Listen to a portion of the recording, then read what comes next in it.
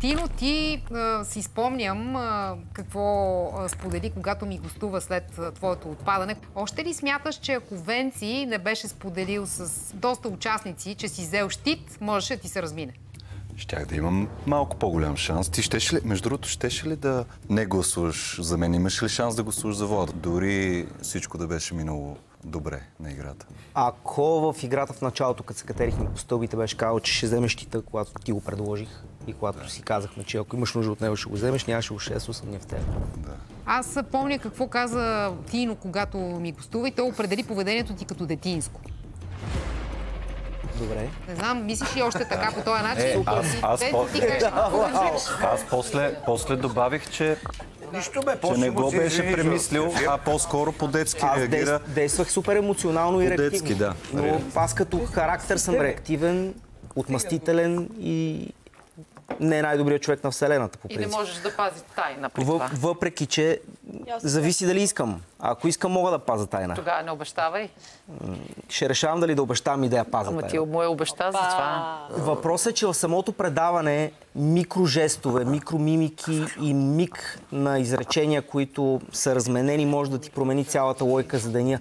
Сега, Владо, искам да те питам, ти колко виновен се чувстваш, ако можеш да се върнеш в ония момент, когато изгонихте Тино и разбра, че всъщност той е праведен? Тъпо ми стана не защото си тръгна Тино, а защото на него наистина му пукаш. И тъпо ми стана, защото сега да не прозвучи така кофти, ама той реално нямаше как да спечели тази битка. Ти казваш, той не можеше да спечели тази битка, което ми дава повод за въпрос към Бачорски. Защо в твоето сърце Владо Николов спечели битката пред Оля Малинова, с която много повече нещата свързват в реалния живот? Той се страхуваше от Оля и използва мен, нали, за да сочи към Оля.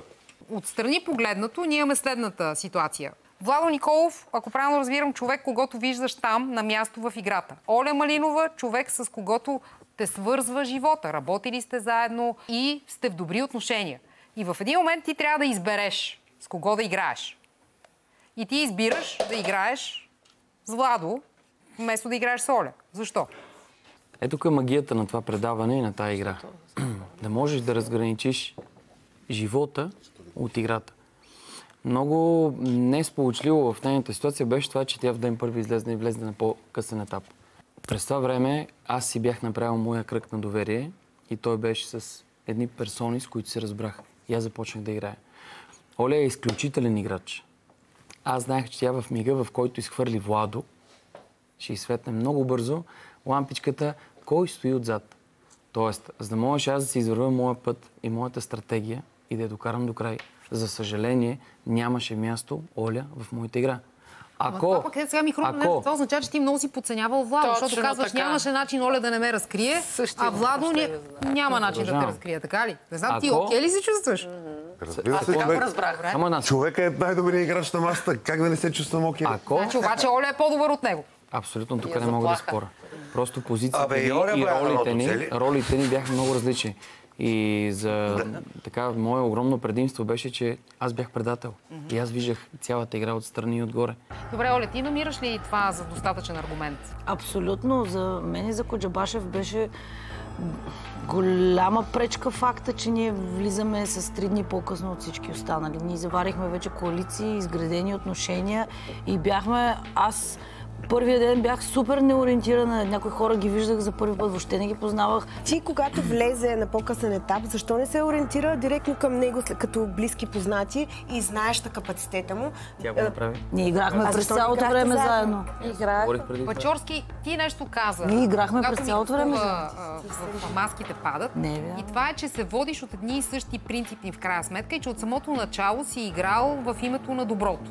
И че за тебе винаги са важни хората, които са ти част от тези, на които имаш доверие. И за мен това тук, затова ще си позволя пак да го задам този въпрос, защото наистина не мога да те разбера. Ако имаш един човек, който познаваш в реалния живот, и имаш връзка с него, дори да си имал някакъв поет ангажимент в играта, как това в един момент не се оказва, че ще натежи, ако ти си човека, който принципно е много принципен, праведен, държи на хората в кръга си, които са му важни и така нататък. Останете с нас. Трейтърс продължава веднага след рекламите.